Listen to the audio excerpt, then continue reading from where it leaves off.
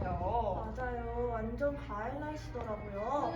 오늘은 이 단풍 속에서 누가 오실까요? 어머, 저기 들어오시네요. 반갑습니다. 반갑습니다. 여기 가운데로 앉아주세요. 네. 너무 반갑습니다. 너무 예쁘게 입고 오셨네요. 어, 우리 교수님. 감사합니다. 너무 내 스타일. 아, 그래요? 네, 오늘 또 이렇게 바쁜 시간 쪼개서 이렇게 또 예쁘게 꾸미시고 정말 너무 이 인터뷰에 참여해 주셔서 감사합니다. 항상 열심히 하는 자세가 저의 특성입니다. 본받아야겠어요. 네. 그러면 윤승열 교수님 자기소개 잠깐 부탁드릴게요. 저는 유아교육학과에 재직하고 있는 임승열이고요. 글쎄요, 제가 31년 재직하고 있거든요. 그래서 너무 안타깝게도 2년 후면 저는 학교를 떠나게 되어 있고, 제 전공은 이제 교육학 중에서도 유아교육에서도 뭐 여러 가지 분야가 있지만 교사 교육을 전공하고 있습니다. 감사합니다. 네. 자, 그러면 우리 본격적인 인터뷰로 넘어가서 우리 임승열 교수님 사실 유아교육계에서 너무나 명성이 자자하잖아요. 그럴까요? 근데 우리 임승열 교수님께서 이 유아교육에서 꼭 하시고 싶은 일 혹은 최종적인 목표 같은 게 혹시 있을까요? 저는 교사교육자로서 필생의 사업이라고 생각하고 있는데 아직은 실천하지 못하고 있습니다. 그것 중에 하나가 교사교육센터를 만드는 거예요. 그래서 사실은 교사로 양성해서 나가게 되면 AS를 못 하잖아요.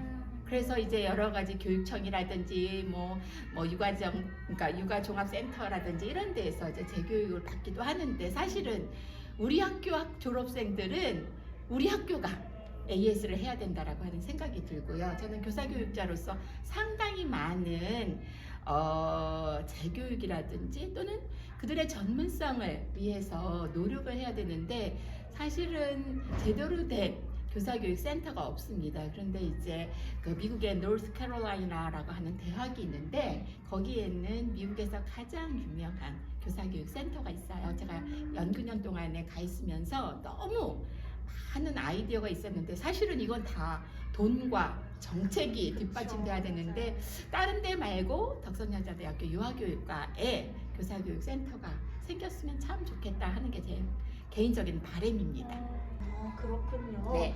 사실 교사가 되고 나서 본인이 꾸준하게 발전하고 그리고 자아 성찰도 하고 많은 생각도 하지만 정말 맞게 하고 있는지 고민이 그렇죠. 되는 시기들이 많을 것 같아요. 네. 그런 센터가 있으면 많은 도움이 그럼요. 될 것 같습니다. 예.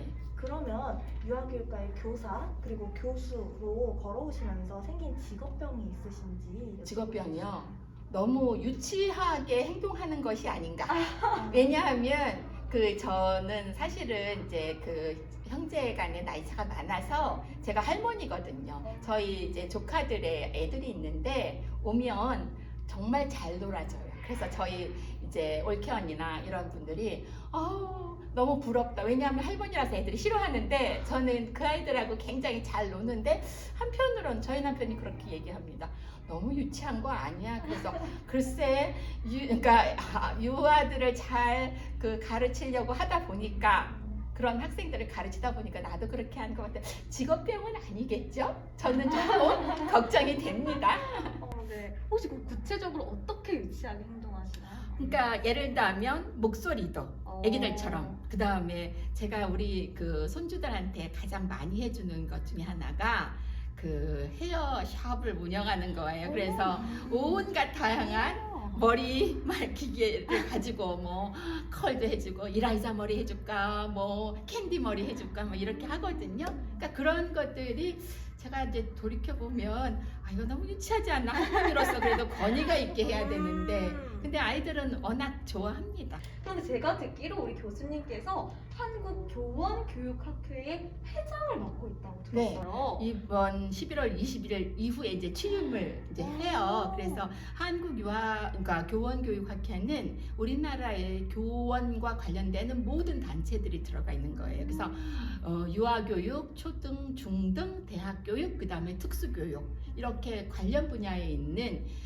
교수, 교사, 그 다음에 대학원생, 그 다음에 이제 특수교육은 어떤 여러 가지 분야에 있어서 의료와 관련되는, 치료와 관련되는 전문가들도 있거든요. 그분들이 다 모여서 이제 학회를 하는데 제가 유아교육은 항상 뒷전이었었습니다. 그들의 입장에서 봤을 때. 그런데 이제 뜻하지 않게 맡게 되어서 굉장히 좀 어깨가 무겁고요. 이 기회에 유아교육이 뭐 다른 교육이 다 뭐 우리보다 더 높고 이런 거 아니고요. 가장 베이스는 어렸을 때부터. 그래서 우리 3살 버릇은 떡잎 거, 뭐 그러니까 8가지 가고 뭐 또 잘 될 나무는 떡잎부터 알아본다라고 하잖아요. 그러니까 유아교육의 중요성을 굉장히 강조하려고 단단히 벼르고 있습니다. 그래서 잘 됐으면 좋겠습니다. 네, 정말로 저도 진짜 우리 한국에서 이 유아교육의 진짜 그 명성, 유아교육의 중요성이 정말로 대두되는 그런 날이 진짜 왔으면 좋겠습니다.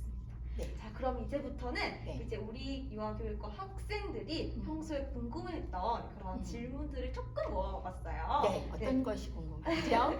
네, 그러면 참여해 주시겠습니까? 그러면 유아교육과 키스 예스라고 하라고 했죠? 그럼 시작해 보겠습니다. 여기에는 아까 말씀드린 학생들이 궁금해했던 질문들이 모아져 있는데요. 이 저 가방 안에 뽑기 좋아합니다. 아무거나 하나 뽑. 네. 일단 하나 뽑아주세요. 열어볼까요? 살짝 껴서 잠시만. 네.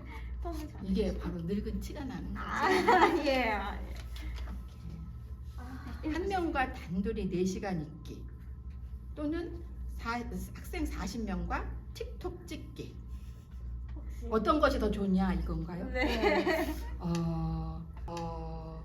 한 명과 단둘이 4시간 있기는 제가 좋아하는데 왜냐하면 저는 말하기 너무 좋아하거든요. 그다음 특히 교사들은요 담론을 중요시 여겨야 돼요. 그래서 굉장히 다양한 화제.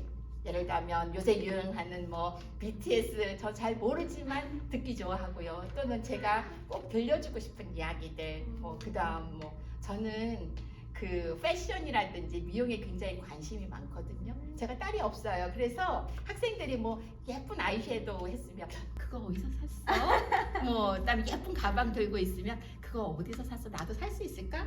그래서 충분히 단둘이서 4시간 아니야 8시간도 보낼 수 있습니다. 어머나 세상에. 네, 감사합니다. 그럼 다음 질문. 다음 점은 이 많은 걸 다 뽑는 건 아니겠죠? 이게 마지막 질문. 네. 오케이. 자, 연습이 중요합니다. 첫 번째는 엉터리였지만 두 번째는 아주 잘 열고 있거든요. 수업 참여 열심히 하지만 성적은 0점인 학생. 0점 있을까요? 그런데 수업 참여 안 하지만 성적은 만점인 학생. 어느 학생이 더 좋으냐? 혹은 뭐 어떻게 그 판단해야 되느냐? 저는 수업 참여를 열심히 하면 성적이 0점이 될 리는 없습니다. 그리고 만약에 0점이라고 한다면 기본적으로 이유가 있을 것 같아요. 그래서 저는 그 아이 키울 때도 저희 아이 키울 때도 항상 물어보거든요. 왜 그랬느냐. 근데 성격이 급한 저희 남편은 일단 잘못했으면 야단쳐야 된다라고 하는데 저는 그렇게 생각하지 않습니다. 그래서 좀 기다려주고 그 여러 가지로 그 자기가 변명을 할 수 있고 변명일지 아닐지는 모르겠으나 그런 것들을 해보는 것이 좋지. 사실은 제가 채점하면서 수업 참여 잘 안 했는데 성적이 만점이다? 약간 의심스럽거든요. 그래서 확인하는 절차를 반드시 보내요. 그래서 그 학생들이 가끔 강의평가에 그런 얘기 쓰거든요. 너무 철저하게 한다. 너무 엄격하다. 이런 얘기 하는데 저는 여러분들이 교사가 될 사람들이기 때문에 항상 아이들에게 기회를 주고 기다려봐주고 이런 거 참 필요하다라고 생각을 하거든요. 예. 좋은 말씀 너무너무 감사드립니다. 자, 그럼 이제 인터뷰의 거의 막바지에 다다랐는데요. 너무 아쉽네요. 마지막으로 우리 이 영상을 보고 있을 많은 우리 학생들에게 나는 이러한 교수다라고 하는 교수님 어필 15초 부탁드리겠습니다. 네. 저는 다른 거 잘하는 건 아무것도 없습니다. 하지만 항상 주어진 일에 최선을 다하고 그 다음 성실하게 하는 것. 이게 아마 저의 지금까지 31년 동안 재직하게 된 이유라고 생각을 합니다. 그래서 그 항상 저는 거짓말하는 걸 굉장히 싫어하거든요. 그래서 그 너무 상투적인 그 교훈인 것 같지만 성실한 것, 부지런한 것, 그다음 정직한 것, 그 세 가지를 갖추려고 굉장히 애를 쓰고 있고요. 그 자랑은 아닌데요. 저의 어떤 성격의 특성으로 나타날 수 있는 게 학교에서 온갖 회의가 많은데 한 번도 지각을 해본 적이 없습니다. 나를 잘 알려줄 수 있는 또는 내가 성실하다는 걸 보여줄 수 있는 하나의 측면이라고 생각합니다. 그게 저의 자랑이라고 얘기할 수 있겠죠. 물론 뭐 전공은 뭐 말 안 해도 다 열심히 할 것이라고 생각을 하고요. 그 외의 특징 또는 저의 장점이라고 얘기할 수 있겠습니다. 너무 부러운 장점이에요. 그런 장점. 그럼 진짜 이제 마지막으로 교수님께 덕성여자대학교 유아교육과란 5글자로 설명 부탁드립니다. 뭐 아주 다른 거 없어요. 덕성의 자랑입니다. 저는 항상 1학년 신입생 환영회 우리 이번에 작년에 그냥 줌으로 했거든요. 근데 꼭 자긍심을 가지라고 이런 얘기합니다. 대한민국의 유아교육과는 2대학밖에 없습니다. 어느 대학일까요? 라고 하면서 대답 못해요. 그런데요, 제가 이렇게 얘기합니다. 덕성여자대학교 유아교육과와 기타대학 유아교육과. 그러면 덕성의 자랑이겠죠? 유아교육과가. 너무 마음이 뿌듯해지는 어머, 순간이네요. 감사합니다. 여기까지 바쁜 시간인데도 쪼개서 와주셔서 너무 감사드립니다. 인터뷰 이제 마치도록 할게요. 제가 오히려 감사하죠. 늙은 교수인데 사실 여러분들하고 너무나 많이 연령차가 있잖아요. 젊게 살려고는 애쓰지만 그래도 이렇게 불러주어서 너무 감사합니다. 네, 너무 감사합니다. 네. 수고하셨습니다. 저는요 사실은 놀아보지 못했거든요. 그래서 대학 생활을 너무나 힘들게 했어요. 대학원에 가야 된다 그래서 1학년 때부터 영어 공부, 토플 공부를 했고요.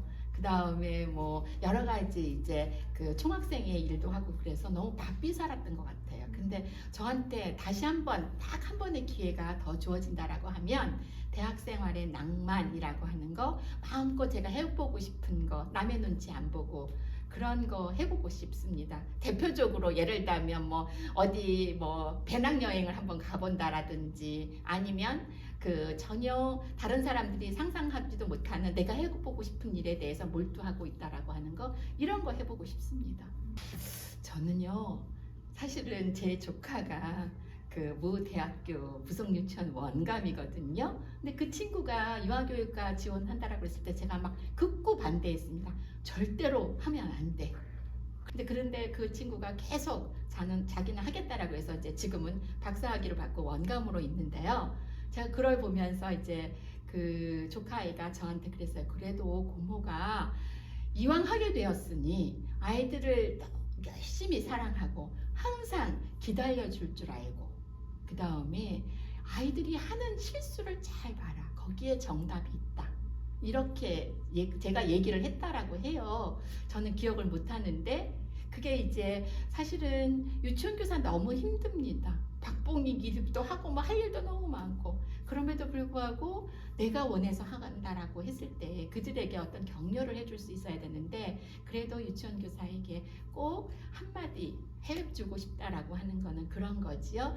아이들을 좀 기다려줄 줄 알고 그 다음에 아이들이 실수하는 것 그런 것에서 정답이 있고 글쎄 이거 제가 시간이 짧아서 얘기해야 될지는 모르겠는데요. 나중에 안 되면 커트하세요. 저희 아이가 1학년 때 시계 보는 법 수학 익힘에서 빵점 받아왔습니다. 10개의 시계 페이스 있어갖고 큰 바늘 작은 바늘. 근데 제가 학교에 나가기 때문에 시간을 굉장히 정확하게 가르쳤거든요. 그래서 제가 답을 쫙 보니까 다 1시간씩 뒤로 가 있었던 거예요. 근데 담임선생님은 가정에서 시계 보는 법을 잘 지도해 주시기 바랍니다. 좀 창피했었어요. 그래서 제가 이제 이렇게 보면서 왜 1시간씩 뒤로 썼을까? 그래서 이제 아이한테 물어봤거든요.